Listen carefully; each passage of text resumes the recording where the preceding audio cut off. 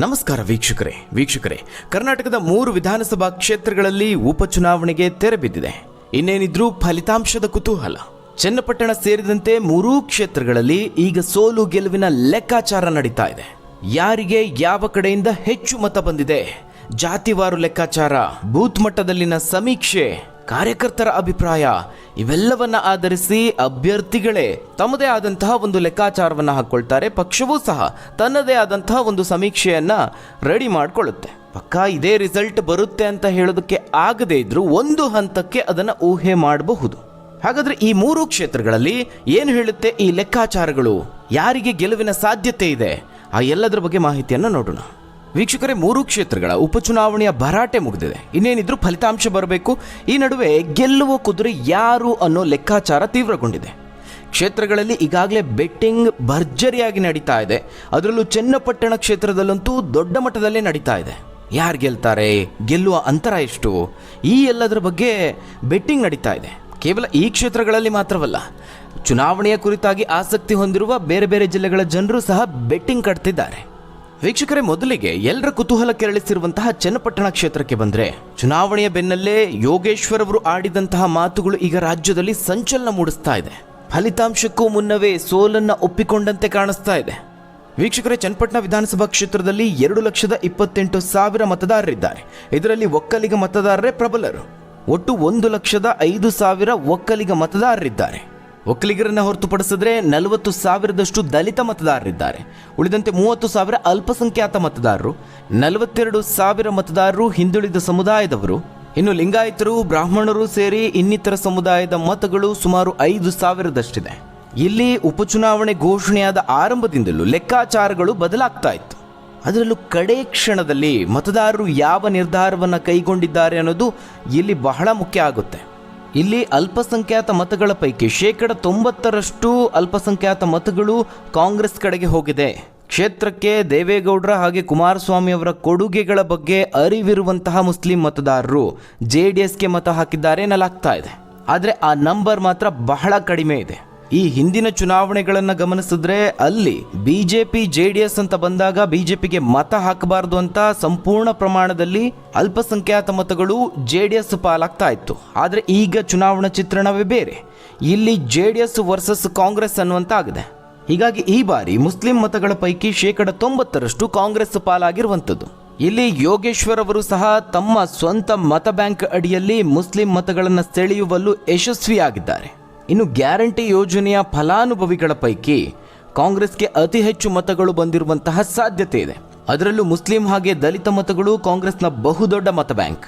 ಇದರಲ್ಲಿ ಬಹುತೇಕ ಗ್ಯಾರಂಟಿ ಯೋಜನೆಯ ಫಲಾನುಭವಿಗಳು ಕಾಂಗ್ರೆಸ್ಗೆ ಮತ ಹಾಕಿರುವಂತಹ ಸಾಧ್ಯತೆ ಇದೆ. ಅದರಲ್ಲೂ ಪ್ರಮುಖವಾಗಿ ಮಹಿಳಾ ಮತದಾರರು ಕಳೆದ ಲೋಕಸಭಾ ಚುನಾವಣೆಯಲ್ಲೂ ನಾವು ಗಮನಿಸಿದ್ವಿ. ಹೀಗಾಗಿ ಈ ಬಾರಿನೂ ವಿಶೇಷವಾಗಿ ಮಹಿಳಾ ಮತದಾರರ ಪೈಕಿ ಬಹುತೇಕ ಮತಗಳು ಕಾಂಗ್ರೆಸ್ ಪಾಲಾಗುತ್ತೆ, ಅಂದರೆ ಯೋಗೇಶ್ವರ್ ಅವರ ಪಾಲಾಗುತ್ತೆ. ಈ ಒಂದು ಲೆಕ್ಕಾಚಾರದಲ್ಲೇ ಯೋಗೇಶ್ವರ್ ಅವರು ಹತಾಶೆಯ ಮಾತುಗಳನ್ನು ಆಡುತ್ತಲೇ ಸಮಬಲದ ಹೋರಾಟ ಅಂತ ಹೇಳಿದ್ರು. ಆದರೆ ಕಡೆ ಕ್ಷಣದಲ್ಲಿ ಆದಂತಹ ಒಂದಷ್ಟು ಎಡವಟ್ಟುಗಳು ಕಾಂಗ್ರೆಸ್ಗೆ ಮುಳ್ಳಾಗಿದೆ.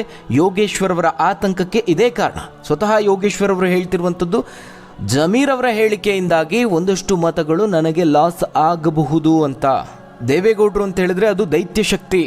ಜಮೀರ್ ಅಹಮದ್ ಖಾನ್ ಅವರು ಕುಮಾರಸ್ವಾಮಿ ಅವರ ಬಗ್ಗೆ, ಅವರ ಬಣ್ಣದ ಬಗ್ಗೆ ಮಾತನಾಡಿದ್ದು, ಹಾಗೆ ದೇವೇಗೌಡರ ಕುಟುಂಬವನ್ನು ಮುಸ್ಲಿಮರೆಲ್ಲ ಪೈಸೆ ಕೂಡಿ ಹಾಕಿ HD ದೇವೇಗೌಡರ ಕುಟುಂಬವನ್ನೇ ಖರೀದಿ ಮಾಡ್ತೇವೆ ಅನ್ನುವಂತಹ ಹೇಳಿಕೆಗಳು ಸೋಲಿಗೆ ಕಾರಣ ಆಗಬಹುದು ಅನ್ನೋ ಅರ್ಥದಲ್ಲಿ ಈಗ ಯೋಗೇಶ್ವರ್ ಹೇಳ್ತಿದ್ದಾರೆ. ಕ್ಷೇತ್ರದಲ್ಲಿ ಕಾಂಗ್ರೆಸ್ಗಿಂತ BJP JDS ಚೆನ್ನಾಗಿ ಕೆಲಸ ಮಾಡಿದೆ, ಬಹಳಷ್ಟು ವರ್ಕೌಟ್ ಆಗಿದೆ ಅನ್ನುವಂತೆ ಯೋಗೇಶ್ವರ್ ಅವರು ಹೇಳ್ತಿದ್ದಾರೆ. ಹಾಗಂತ ನಾನು ಹತಾಶನಾಗಿ ಹೇಳ್ತಾ ಇಲ್ಲ. ಕ್ಷೇತ್ರದಲ್ಲಿ 50-50 ಸಮಬಲ ಇದೆ ಅಂತ ಹೇಳುವ ಮೂಲಕವಾಗಿ ಪರೋಕ್ಷವಾಗಿ ಈ ಬಾರಿ ಸೋಲುವ ಬಗ್ಗೆ ಸುಳಿವನ್ನು ಕೊಟ್ಟಂತಿದೆ. ವೀಕ್ಷಕರೇ, ಇಲ್ಲಿ ಪ್ರಮುಖವಾಗಿ ಯೋಗೇಶ್ವರ್ ಅವರ ಆತಂಕಕ್ಕೆ ಕಾರಣ ಆಗಿರುವುದೇ ಜಮೀರ್ ಅಹಮದ್ ಖಾನ್ ಅವರು. ಯಾಕಂದರೆ ಕ್ಷೇತ್ರದಲ್ಲಿ ಒಕ್ಕಲಿಗ ಮತಗಳೇ ನಿರ್ಣಾಯಕ ಆಗುತ್ತೆ. ಈ ಬಾರಿಯ ಚುನಾವಣಾ ಚಿತ್ರಣವೇ ಬೇರೆ. ಇಲ್ಲಿ 3ನೇ ವ್ಯಕ್ತಿಗೆ ಅವಕಾಶನೇ ಇಲ್ಲ. ಇಬ್ಬರು ಪ್ರಬಲ ಸ್ಪರ್ಧಿಗಳು CP ಯೋಗೇಶ್ವರ್ ಹಾಗೆ ನಿಖಿಲ್ ಕುಮಾರಸ್ವಾಮಿ ಅವರು. ಆರಂಭದಲ್ಲಿ ಒಕ್ಕಲಿಗ ಮತಗಳು ಚದುರಿ ಹೋಗಬಹುದು.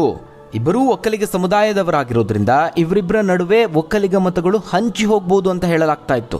ಆದರೆ ಕಡೆ ಕ್ಷಣದಲ್ಲಿ ಕುಮಾರಸ್ವಾಮಿ ಅವರನ್ನ ಕರಿಯ ಅಂತ ನಿಂದಿಸಿದ್ದು, ದೇವೇಗೌಡರ ಕುಟುಂಬವನ್ನ ಮುಸ್ಲಿಮರೆಲ್ಲ ಪೈಸೆ ಕೂಡಿ ಹಾಕಿ ಚಂದ ಎತ್ತಿ ಇಡೀ ಕುಟುಂಬವನ್ನೇ ಖರೀದಿ ಮಾಡ್ತೀವಿ ಅನ್ನುವ ಹೇಳಿಕೆಗಳು ಯೋಗೇಶ್ವರ್ ಅವರ ಗೆಲುವಿನ ಆಸೆಗೆ ತಣ್ಣೀರೆರಚಿದೆ ಅಂತಲೇ ಹೇಳಲಾಗ್ತಾ ಇದೆ. ಕ್ಷೇತ್ರದಲ್ಲಿ 1 ಲಕ್ಷಕ್ಕೂ ಹೆಚ್ಚು ಒಕ್ಕಲಿಗ ಮತದಾರರಿದ್ದಾರೆ. ಕ್ಷೇತ್ರದಲ್ಲಿ ನೇರ ಹಣಾಹಣಿ ಆಗಿರೋದ್ರಿಂದ ಗೆಲ್ಲಬೇಕು ಅಂತ ಹೇಳಿದ್ರೆ 1 ಲಕ್ಷ ಮತಗಳು ಇಲ್ಲಿ ಬೇಸಿಕ್ ಆಗುತ್ತೆ. ಈ ಲೆಕ್ಕಾಚಾರದ ಅಡಿನಲ್ಲೇ ಈಗ ಯೋಗೇಶ್ವರ್ ಅವರು ಆತಂಕವನ್ನು ವ್ಯಕ್ತಪಡಿಸ್ತಾ ಇರೋದು. ಕಡೆ ಕ್ಷಣದಲ್ಲಿ ಒಕ್ಕಲಿಗರು ರೊಚ್ಚಿಗೆದ್ದು ಮತ ಹಾಕಿದ್ದಾರೆ. 90% ಮತಗಳು ನಿಖಿಲ್ ಕುಮಾರಸ್ವಾಮಿ ಅವರ ಪಾಲಾಗಿದೆ. ಹೀಗಾಗಿ ಕಾಂಗ್ರೆಸ್ಗೆ ಇಲ್ಲಿ ಒಕ್ಕಲಿಗ ಮತವನ್ನು ಹೊರತುಪಡಿಸಿದ್ರೆ ಅಹಿಂದ ಮತಗಳನ್ನು ಸಂಪೂರ್ಣವಾಗಿ ಸೆಳೆಯಲೇಬೇಕು. ಆದರೆ ಜಾತಿವಾರು ಲೆಕ್ಕಾಚಾರವನ್ನು ಹೊರತುಪಡಿಸಿ ಯುವ ಮತದಾರರ ವಿಚಾರಕ್ಕೆ ಬಂದರೆ ಬಹುತೇಕ ಅಲ್ಲಿ ನಿಖಿಲ್ ಕುಮಾರಸ್ವಾಮಿ ಅವರ ಪರ ಒಲವನ್ನು ಹೊಂದಿದ್ದಾರೆ. ಇನ್ನು ಕ್ಷೇತ್ರದಲ್ಲಿ ಬಿಜೆಪಿಯ ಪ್ರಾಬಲ್ಯ ಅಷ್ಟಕ್ಕಷ್ಟೇ ಅಂತ ಹೇಳಿದ್ರು ಅಲ್ಲಿ ಒಂದಷ್ಟು ಮತದಾರರು ಬಿಜೆಪಿಯ ಪರ ಒಲವನ್ನು ಹೊಂದಿರೋರಿದ್ದಾರೆ. ಈ ಮೈತ್ರಿಯ ಕಾರಣಕ್ಕಾಗಿ ಸುಮಾರು 2-5% ಮತಗಳು ಬಿಜೆಪಿ ಕಡೆಯಿಂದಾಗಿ ನಿಖಿಲ್ ಅವರಿಗೆ ಬರುತ್ತೆ.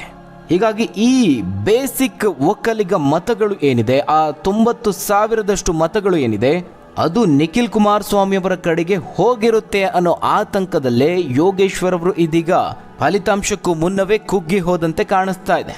ಇನ್ನು ಕ್ಷೇತ್ರದಲ್ಲಿ ಈ ಬಾರಿ ಸುಮಾರು 3-4% ಹೆಚ್ಚಿನ ಮತದಾನ ಆಗಿದೆ.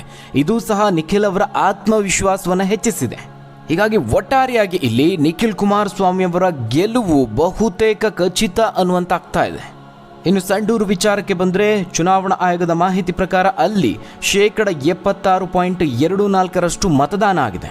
ಕ್ಷೇತ್ರದಲ್ಲಿ ಒಟ್ಟು 2,36,348 ಮತದಾರರಿದ್ದಾರೆ. ಆದರೆ ಈ ಬಾರಿ ಮತ ಚಲಾಯಿಸಿದ್ದು ಮಾತ್ರ 1,80,189 ಮತಗಳು. ಇದರಲ್ಲಿ 99,922 ಮತದಾನ ಪುರುಷರಿಂದ ಆಗಿದೆ. ಹಾಗೆ 1,18,435 ಮಹಿಳೆಯರ ಪೈಕಿ ಮತದಾನ ಮಾಡಿದವರು 88,255 ಮಾತ್ರ. ಇದು ಪ್ರಮುಖವಾಗಿ ಕಾಂಗ್ರೆಸ್ಗೆ ತಲೆ ಕೆಡಿಸಿರುವಂತಹ ವಿಚಾರ.